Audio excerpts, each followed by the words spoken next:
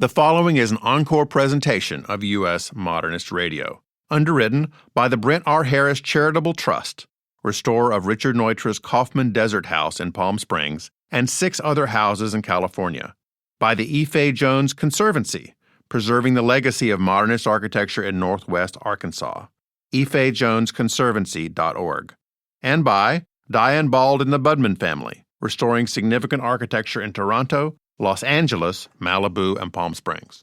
Hi, I'm Natalie Morath, lead archivist for GM Design, and you're listening to U.S. Modernist Radio. Mama don't allow no architecture around here.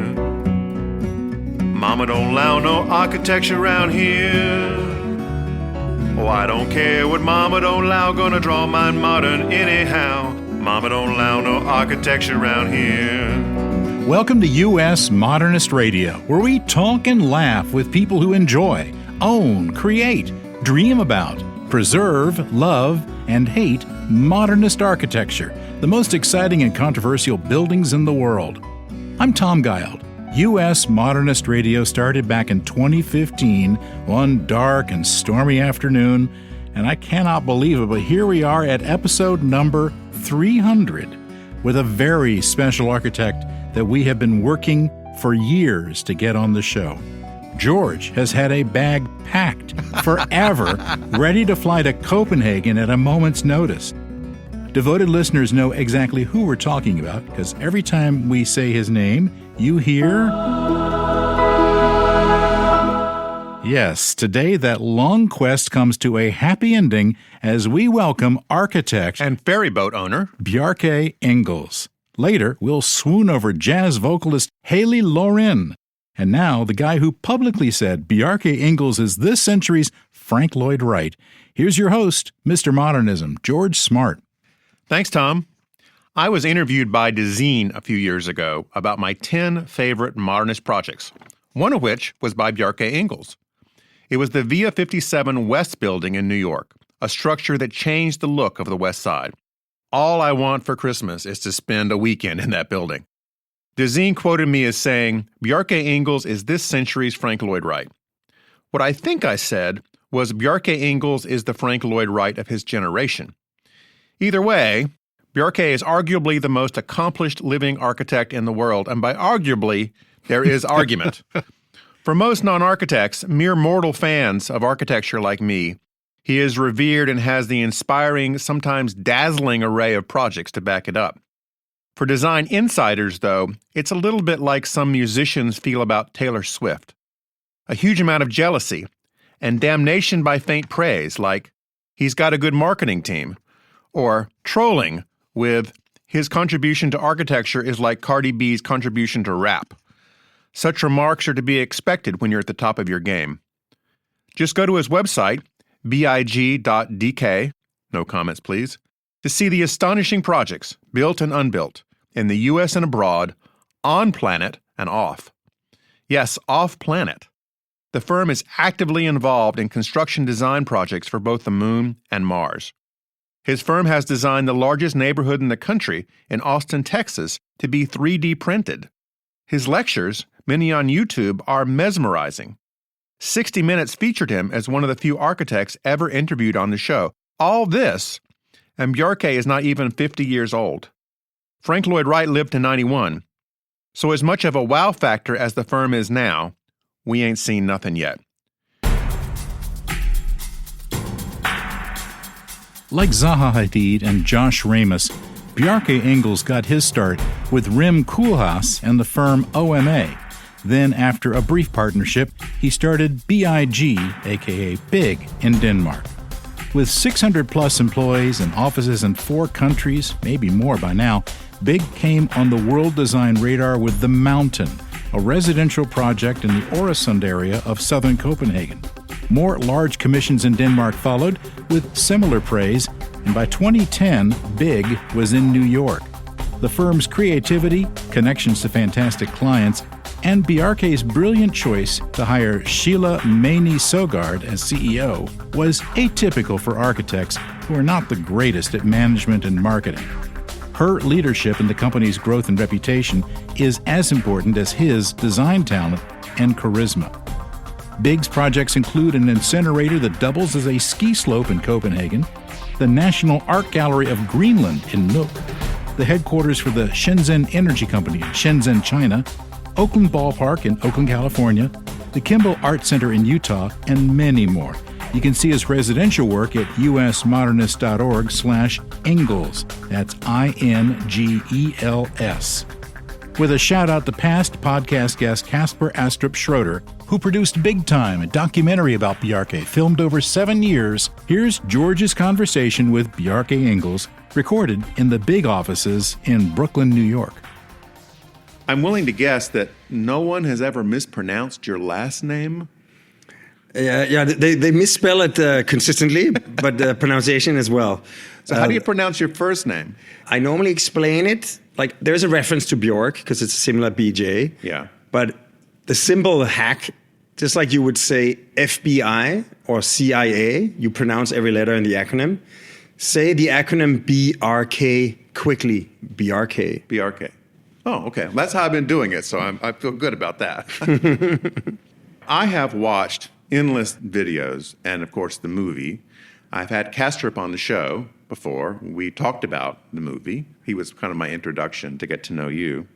So I want to start with your parents. They're doing very well. They just celebrated their 53rd wedding anniversary, January 31. And you grew up in this cool, modern, flat-roofed house. Where was that in Denmark? Yeah, it's funny because the house is from 1959. Okay. And it's along the north coast of Copenhagen. Okay. Sloping down towards a lake in a small forest. The smallest house ever, but on a big, beautiful piece of garden. And are you their neighbors now? I heard you bought a place in North Copenhagen. I bought a place like 10 minutes, like closer to Copenhagen center. Okay. So I'm definitely going through, and where I have to build something. So I have to, tread very carefully because I want it to be a forever home. Yeah. So do it once and do it right. Are you going to do that yourself, or are you going to get one of these talented folks around here to work on it for you? Both. Both. Well, that's very exciting. I know you lived on the boat for a while, like through the pandemic. Yes. I converted a Norwegian ferry into a killer home. So the bar has already been set high. Do you still have it? I still have the ferry. It's where I stay when I'm in Copenhagen. Okay. It's docked next to the opera. So I see the sun rising over Copenhagen, the power plant we designed that you can ski on. And I see the sun setting over the Queen's Palace.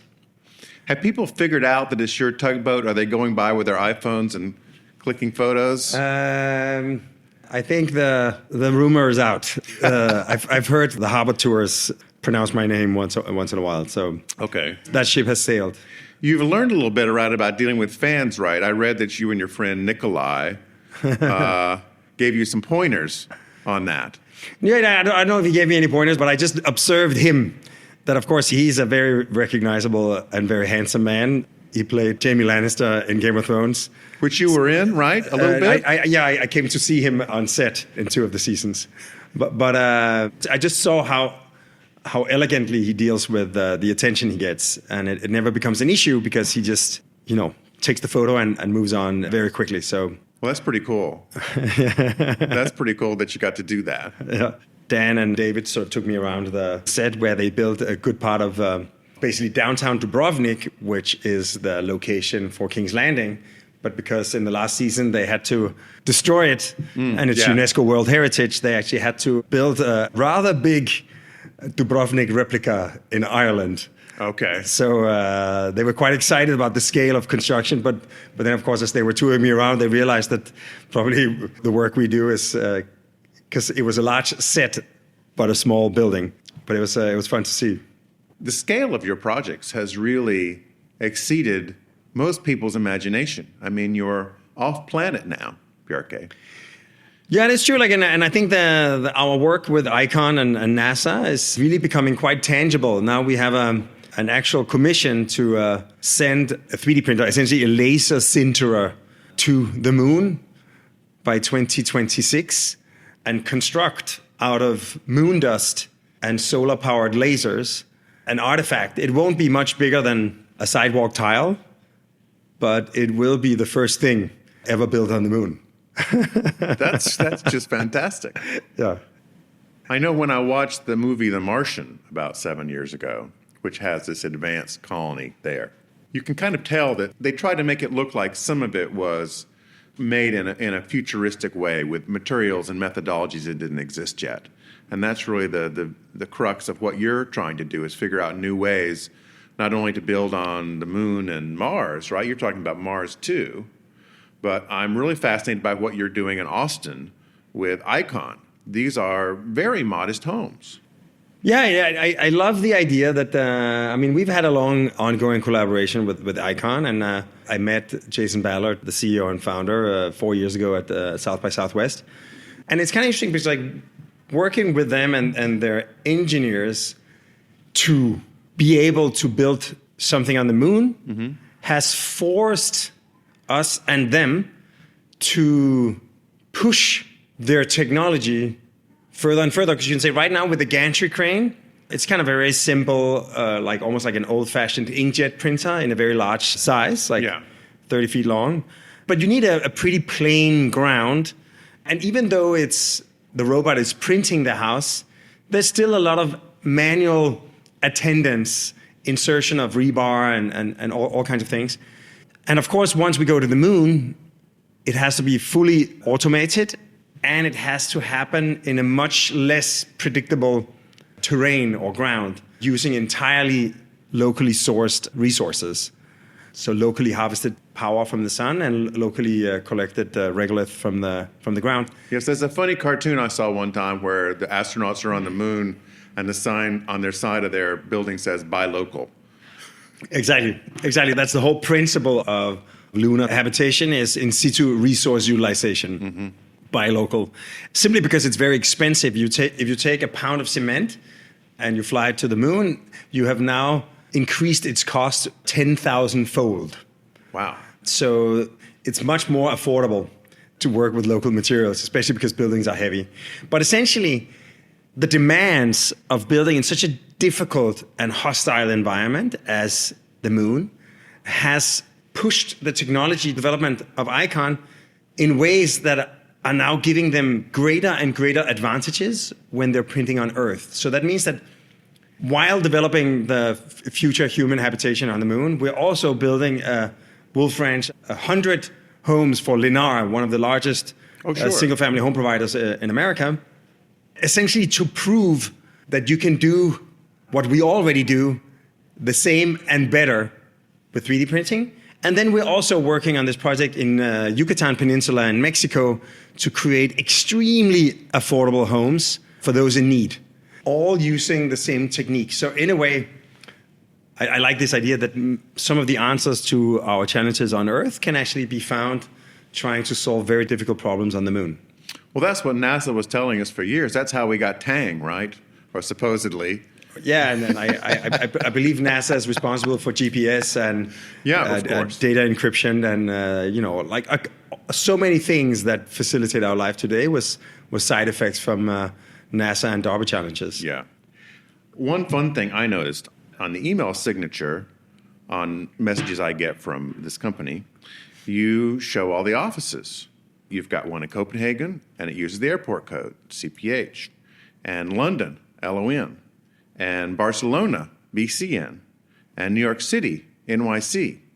And then there's SZN, which is an island off of Santa Barbara. Have you bought an island, Bjarke?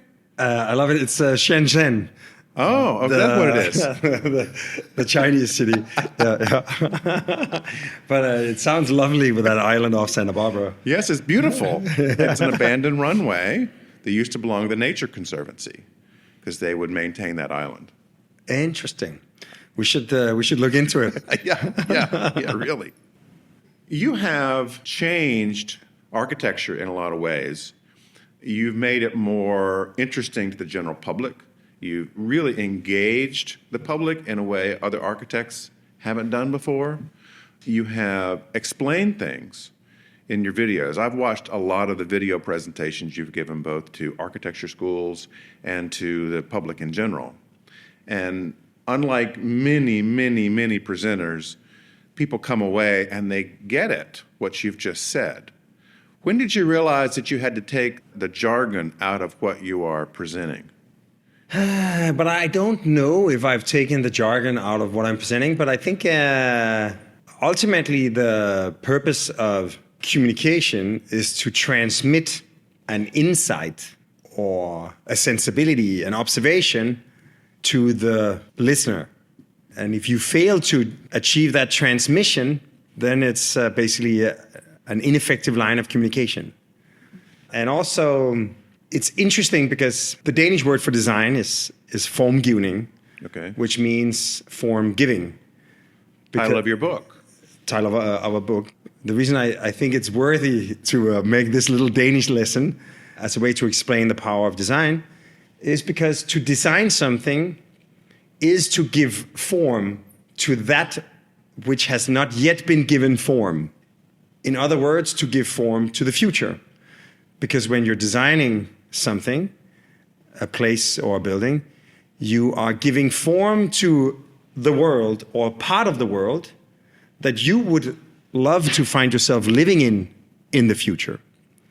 Another way to say to give form is to formulate, to put into words something that has not yet been put into words. And I think the reason that I find it valuable to put some extra energy into formulating things is because you may know something, you may intuit something intuitively, subconsciously, preconsciously. But when you have to design something, especially buildings, it requires the confluence of a lot of different skill sets, a lot of different minds in collaboration to work towards a shared goal. Therefore, if you can formulate in language or in drawings or whatever, like that which you are longing for or that which you intuitively are curious about, you can get a lot of help from the people around you. But if you're unable to successfully make that translation into a spoken word or another kind of graphic language, it becomes very hard to align those efforts of all those people.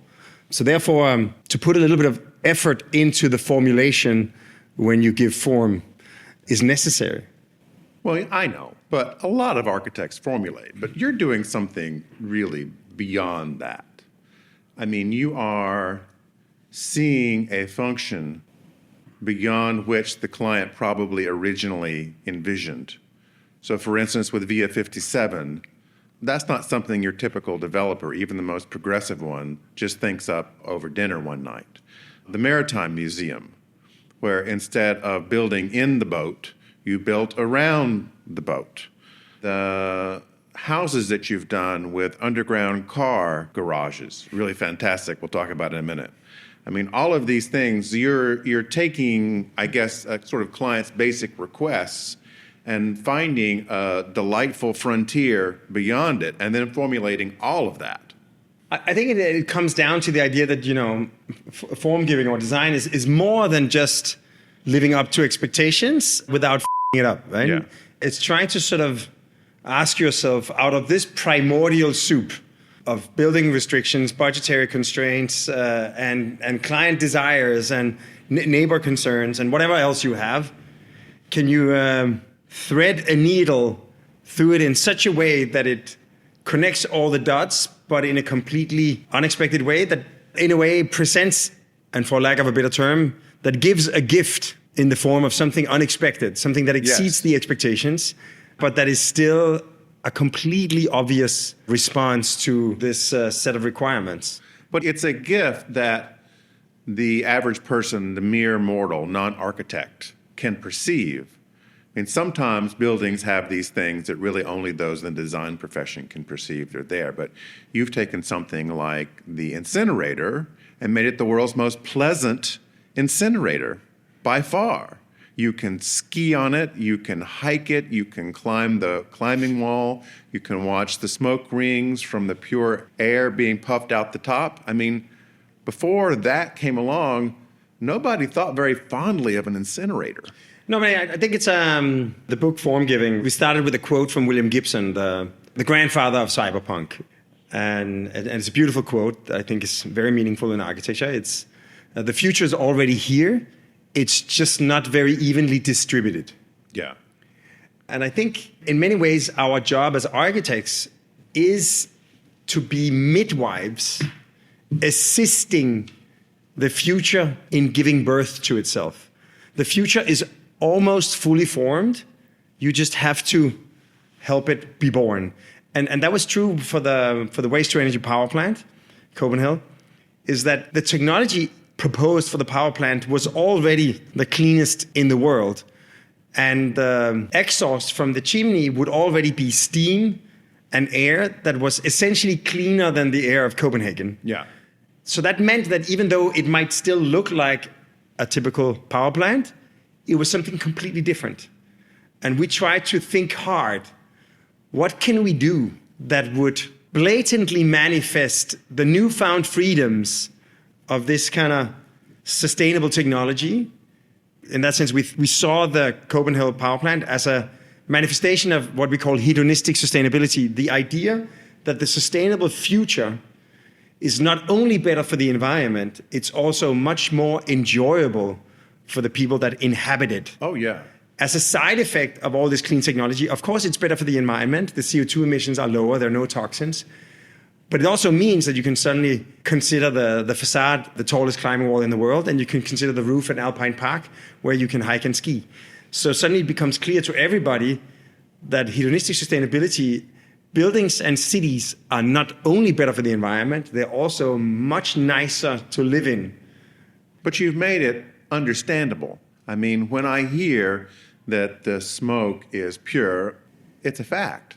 But when I watch it going in rings above the city that I'm living in, that's delightful, right? No, absolutely. There's a delight that kind of permeates a number of your projects. It's like they say in filmmaking, show it, don't tell it. Yeah.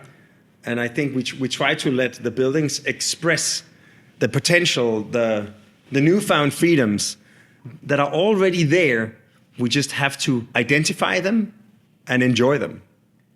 So in doing all this good work, Mr. Anderson, who is your Agent Smith? Yes, I love it. I mean, there's a lot of Agent Smith in the world.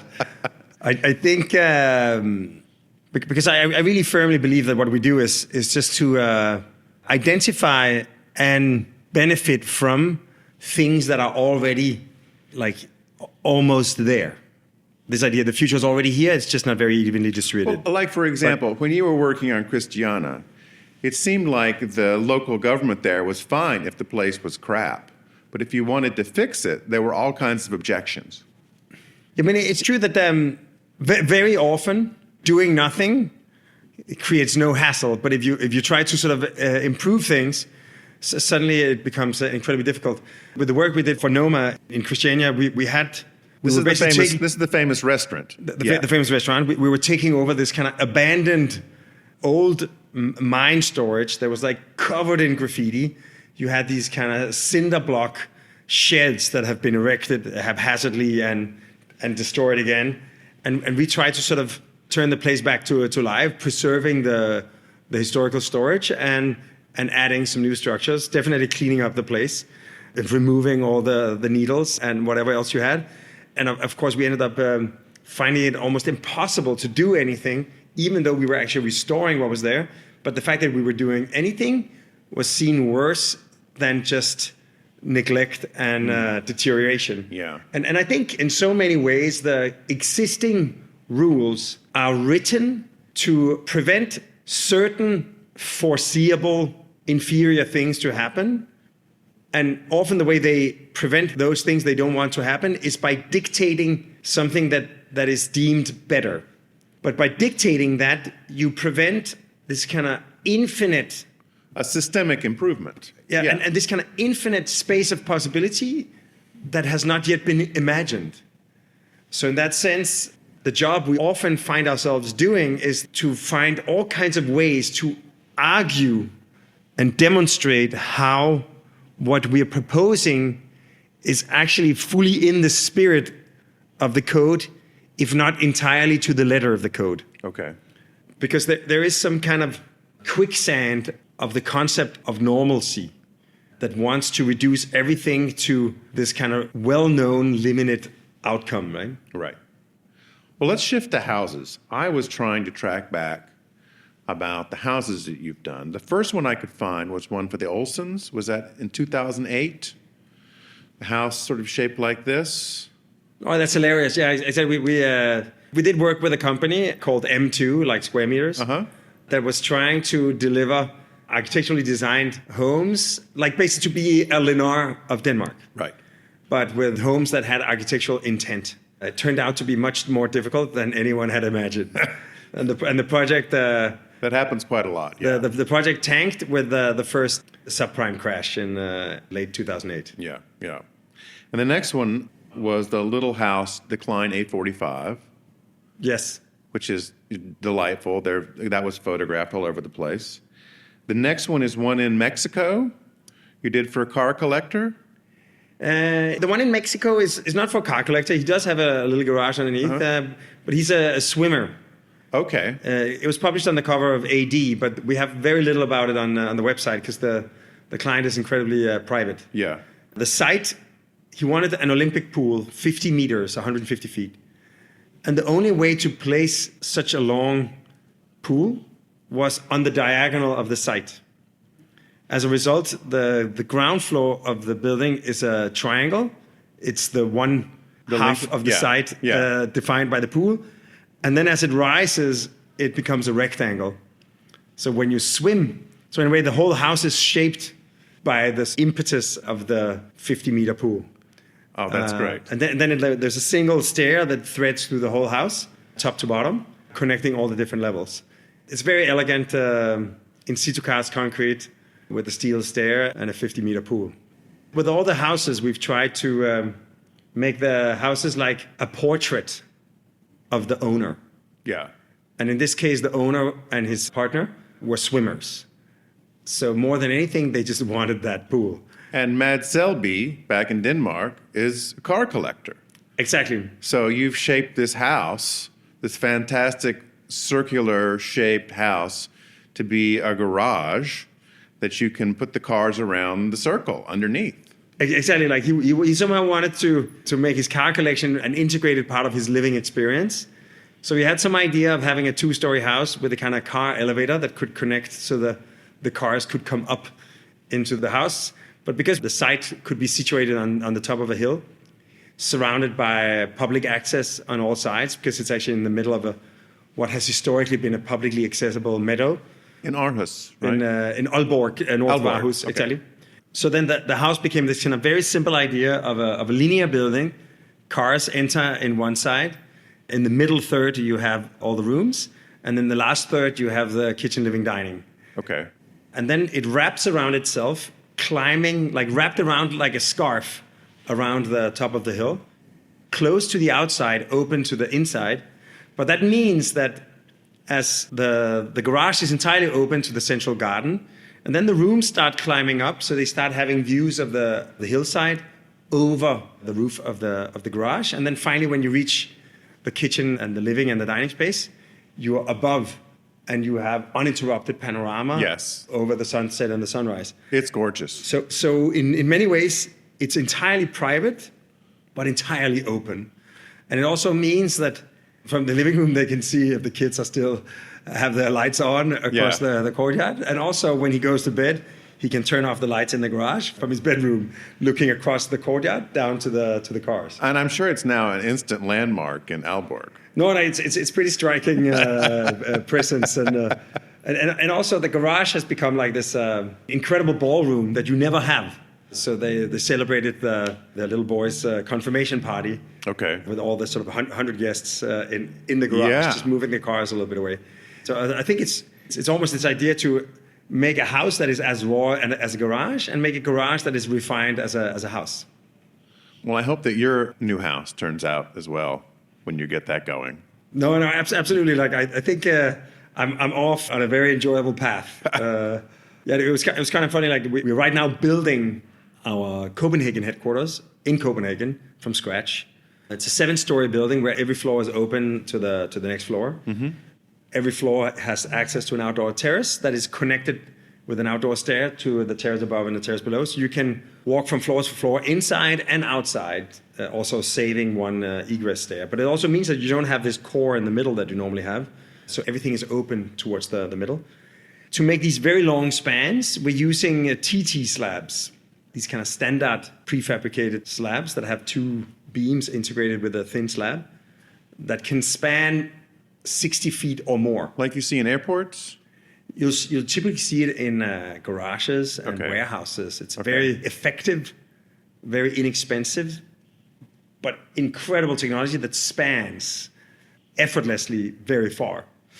And I was thinking about moving into the penthouse of the Copenhagen office, but in the end, I think my girlfriend had opinions that it was probably a bad idea to completely eliminate the distinction between public and private, or at least between architecture and home. Can you just shut it off, Bjarke? Exactly. So in the end, I thought, okay, she's maybe right. And therefore bought this other place. But I'm actually, again, because the site is 70, 80 feet wide and then sloping down towards the water. So I'm thinking about taking these TTs and having this home completely free of structure. Yeah. With a kind of uninterrupted enjoyment of the strait between Denmark and Sweden. It's currently gestating. Now, when you filmed the movie Big Time with Kastrup, you were turning 40. You had a birthday party in the film in which you stared through your time portal to Copenhagen, and they all celebrated with you. You're now 48. You have a wife and a son who's, what, four or five? Yeah. How is the view from almost 50 now, Bjarke? I'm rushing to finish my home so I can celebrate my 50th there. No, but I think having a child is an absolute game changer. Yeah. And it's like the hardest and loveliest thing I've ever tried. Do you have a Lego budget, Bjarke? I mean, I imagine that they're not afraid to send you free ones. It does help that I'm good friends with Kjell, the owner. Every time I pass by, I tend to meet with Kjell in the Lego house. Yeah. At least a couple of times a year, and spend a good afternoon talking about life and architecture. And he gives you a Millennium Falcon to take home. And I do tend to leave with a few keepsakes. So Darwin is definitely entering a serious Lego phase. Yeah. It is impossible to imagine the full concept of love until you've had a child. Yeah. I normally used to say that I thought it was a misnomer that we call the love we have for our girlfriends or like partners and the love we have for our parents and the love we have for our children, that we use the same term because it's clearly not the same. Right. Except when you get a child, you start understanding that the love for a parent to a child is in a strange way, the root. Because we experience it later in our life, but it's somehow the source. We experience it later in our life, so we think of it as a third thing, because the first thing we experience is our parents' love for us. Right. And our love for them, but it's not entirely not the same, no. So, and then we experience like our attraction or our love for... Because we think our parents are idiots, of course, starting out. Exactly. And also, like I've said so many times, like, had I known that my parents loved me the way I love Darwin, Jesus Christ. Yeah. If I had only known. But all this aside, so that's, of course, a huge transformation or evolution. But I think in terms of architecture, like, I think last year we turned a corner or reached a milestone or a stepping stone that we haven't reached before. We, after 2 years of competition, we won the competition to design the new airport of Zurich. Oh, great. It will be the largest timber building on Earth. And it was like a 2-year effort. In the last 9 months, we were competing head-to-head with another team, and finally we were selected the architects. And I think that's the kind of significant public infrastructure that I would love to try to design, because it's somehow the gateway between a city and the rest of the world. And increasingly, it's becoming like shopping malls and this kind of Frankenstein of various extensions and the latest trends. Yeah. So that's one thing that has opened a new realm of possibility. And then the other thing was that we managed to win the competition to design the National Philharmonic of Czech Republic in Prague, down by the Vltava River in a UNESCO World Heritage City. Yes. Which is also like a project that has the possibility to be like a Sydney opera of significance, I would say. I mean, of course, it's a lofty goal, but it could really be an incredible significance for Prague and for this particular neighborhood in Prague, as an incredible landmark destination for the relationship between the river and the kind of roof of the city, and also like a real statement about the power of a public building in public space. And both these projects, I can already see, are becoming somewhat opening doors to a new kind of body of work. Oh, yeah. I mean, when you get the museums and the airports, that's a big threshold to cross. So in that sense, I'm pretty excited and hopeful for the years ahead. Like I could really feel when those two things were announced. A surge, right? Yeah, kind of a but surge also, but also forward. like a sense of arrival that I hadn't felt before. Bjarke, this has been lovely. Thanks so much for talking with me. An absolute pleasure.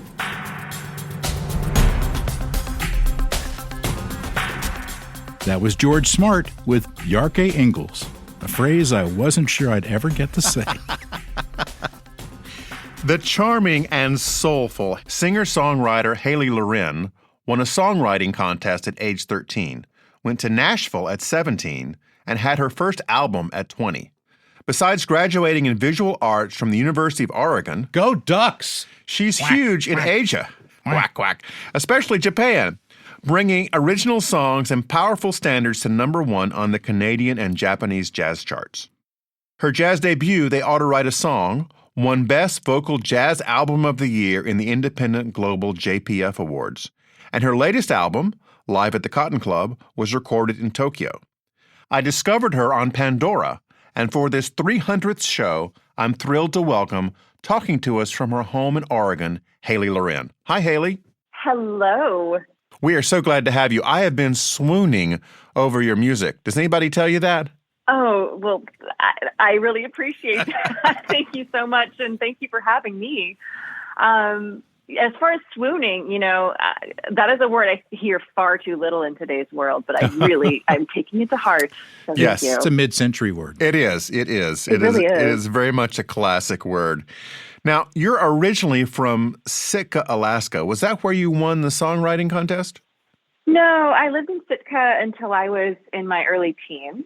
And then once I moved down to the lower 48, as we call it up there, back to Oregon, I started to really get into songwriting at that point in my life. And that's when I started to enter songwriting contests, et cetera. Right around the time I was about, 14 years old when I first started doing that. So I would have already been living in Oregon at the time. And songwriting has been such a huge part of your life. We read that you went to Nashville to pursue that at 17. How does that actually work? Do you take your mom? Did you run away in a van with a guy named Lars? I mean, how did it happen? Oh, my.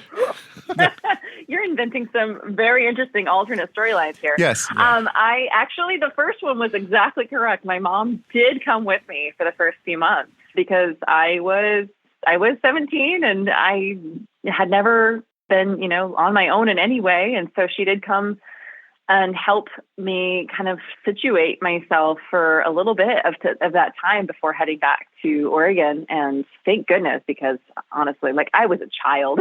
I was very naive in many ways. But one of the wonderful things that happened was that I was able to be in community with so many other songwriters so early on, and they kind of became my surrogate family while I was there. And they were all older than me, and they all sort of served as not only co-creators, but also mentors to me. And that was very important. And I'm deeply, deeply grateful for that. So what's the career path here in Nashville when you land at 17? Do you go from club to club? Do you knock on the doors of the recording studios? What are you doing to get your name out there?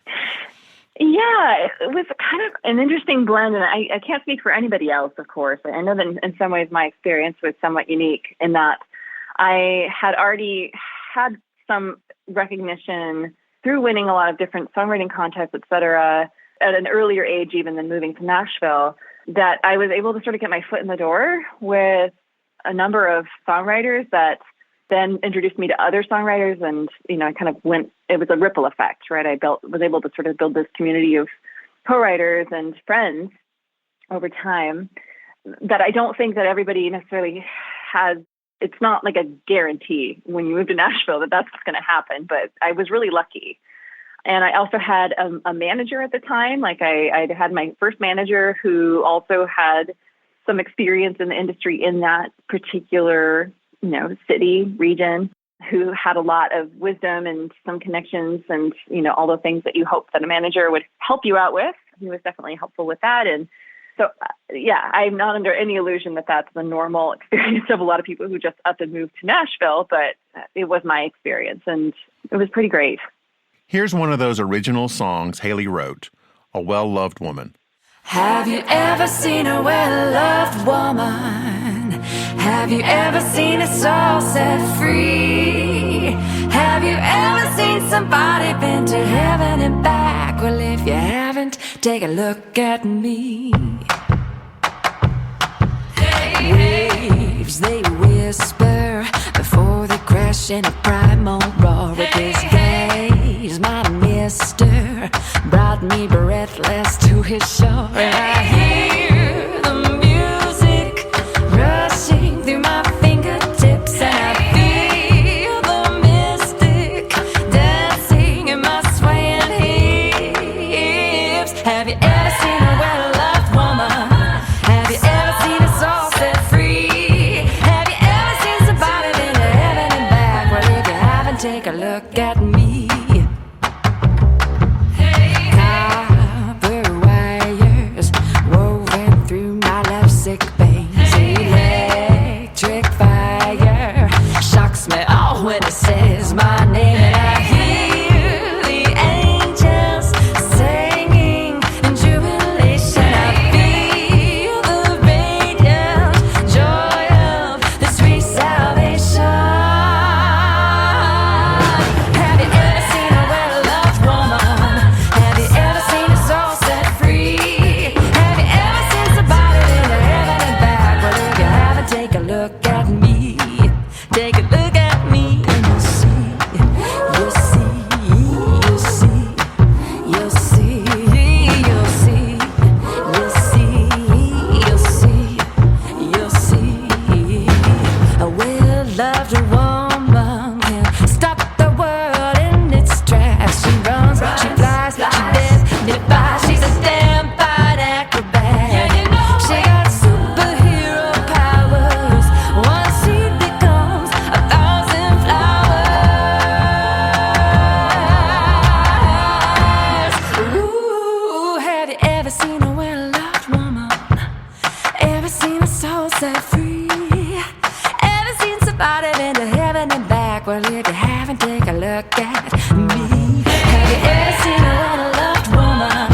Have you ever seen a soul set free? Have you ever seen somebody been to heaven and back? Well, if you haven't, take a look at me. Have you ever seen a well-loved woman? Have you ever seen a soul set free? Have you ever seen somebody been to heaven and back? Well, if you haven't, take a look at me.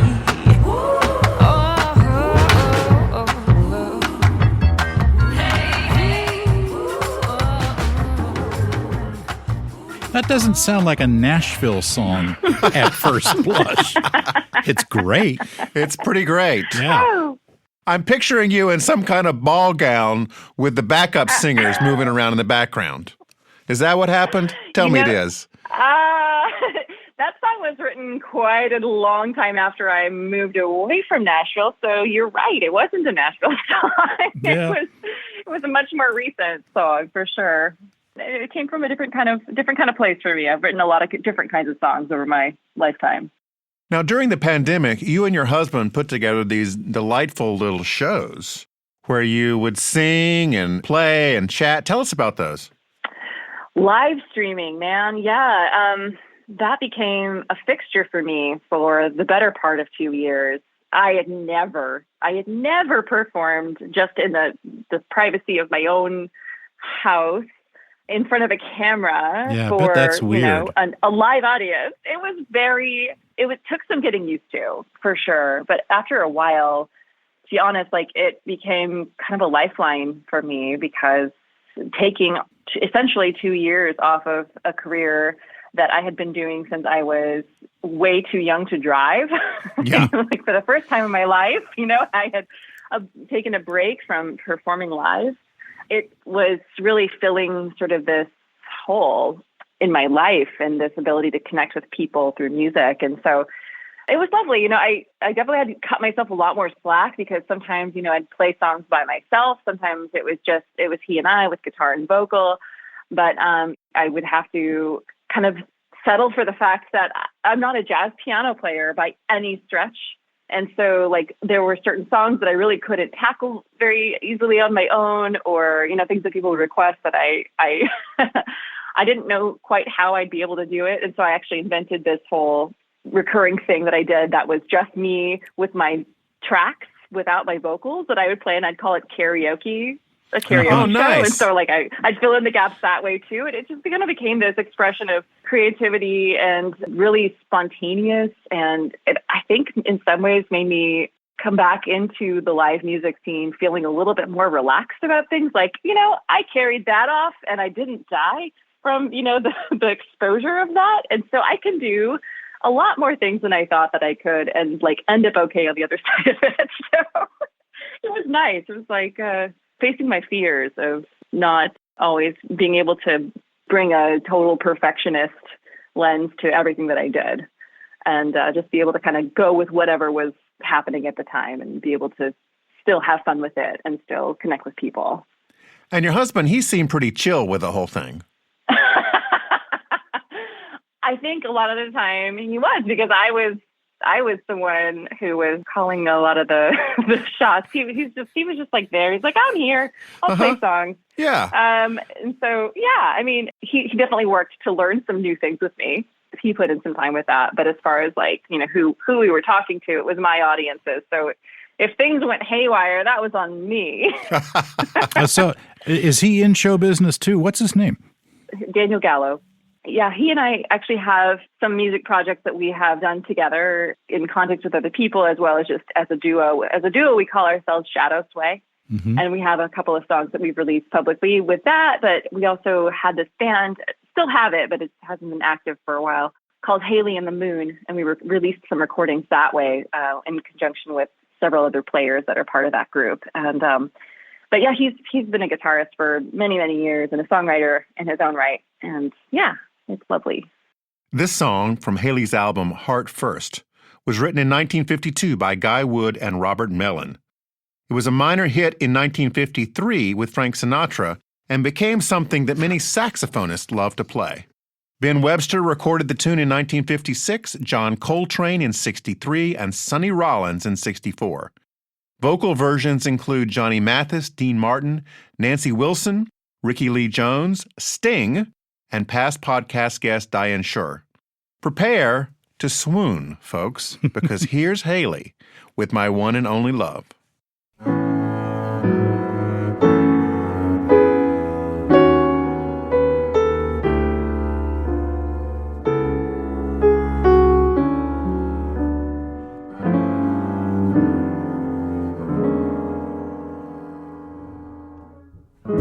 The very thought of you makes my heart sing like an April breeze on the wings of spring.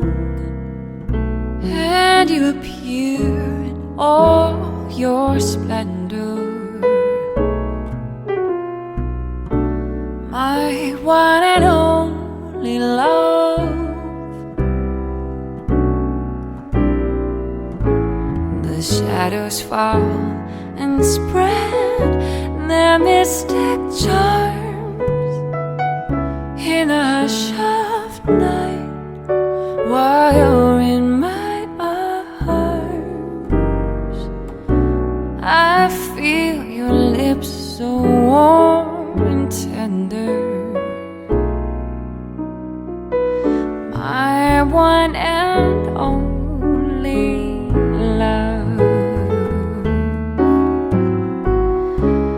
The touch of your hand is like heaven, a heaven that I've never known. No, the blush on your cheek whenever I speak tells me that you are my own. You fill my eager heart with such desire. Every kiss you give sets my soul on fire. I give myself in sweet surrender. My one and only love.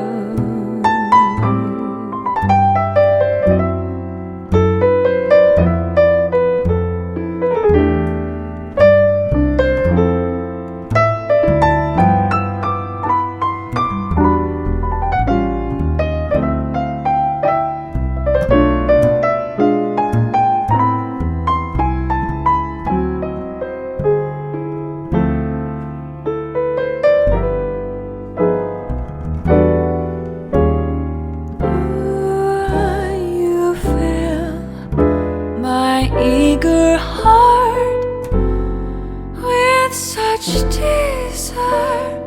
Every kiss you give sets my soul on fire.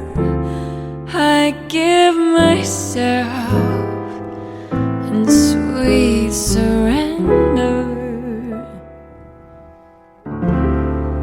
My one and only love.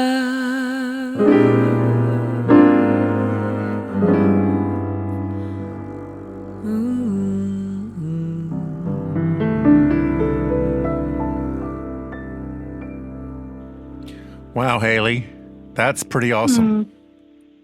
Oh, thank you. Apparently, I've melted into my table here. I'm just a heap of nothingness. I have to get a mop. Yes. Swooning too much is a thing, apparently. Yeah. I'm glad you enjoyed the song very much. And I love that you mentioned Diane Shore, too, as one of the people who performed that song. I'm so tickled that you guys have interviewed her in the past. That's amazing. Yeah. She's one of the greats for sure. And she lives in Palm Springs, where we hang out during February every year. So we might even get to see her one of these days. Wouldn't that be lovely? Halie, people can reach you and buy your music at HalieLoren.com. That's HalieLoren.com. Halie, where are you going to be touring this summer and fall? I will be touring all over the place. Things are still shaping up in terms of getting the official calendar out, but it will definitely be out ASAP. I'm going to be playing along the West Coast in California. I'm going to be doing some things in Canada and the East Coast, and hopefully things are shaping up to even be going international again. Besides, of course, Canada is international, but across the ocean in addition, because I will be having a brand new album coming out. So that's very exciting for me. And that usually, of course, means promotional tours. So that's what I'll be engaged in. And my full calendar will be available on my website. And I post frequently on social media, too. So if people, want to follow me on there, I'm on Facebook, Instagram, YouTube, Twitter, all the places. And I also have a Patreon. So, yeah, if people want to join my Patreon, that's also a great way to keep in touch with what I'm doing. But there's always my website also. So many ways. So it's HalieLoren.com. So I make sure. That's right. Because I bet people misspell your name sometimes. They often do, yes. And they mispronounce it a lot, too. I get a lot of Hallies, which I totally understand. But it is Halie Loren. and like yes. Sophia. Like Sophia. I say that a lot, and you'd be shocked how many people are like, who? Whoa! Oh, wow. No, that's sad. You're not coming to my Christmas party. Exactly. Well, I sure hope that I can see you perform live somewhere, Halie. I'll be monitoring your tour schedule, and we'll be back in touch. Well, thank you so much for having me as a guest on your show. It really, really has been a treat. This was an encore presentation of U.S. Modernist Radio, underwritten by the Brent R. Harris Charitable Trust, restorer of Richard Neutra's Kaufman Desert House in Palm Springs and 6 other houses in California. By the E. Fay Jones Conservancy, preserving the legacy of modernist architecture in Northwest Arkansas, efayjonesconservancy.org. And by Diane Bald and the Budman family, restoring significant architecture in Toronto, Los Angeles, Malibu, and Palm Springs. Visit USModernist.org's massive archives to listen to past shows, discover documentation of 25,000 significant modernist houses, and access 5 million pages of classic 20th century architecture magazines. U.S. Modernist Radio is produced by Soundtracks Recording Studios in Raleigh, North Carolina. Our theme song is performed by George Smart and Robinson Earl, with guest research by Bobby Morris. U.S. Modernist Radio is a production of Modernist Archive Incorporated, a nonprofit educational archive for the documentation, preservation, and promotion of modernist residential design. I'm Tom Guild. Listen to any of our over 400 shows at usmodernist.org.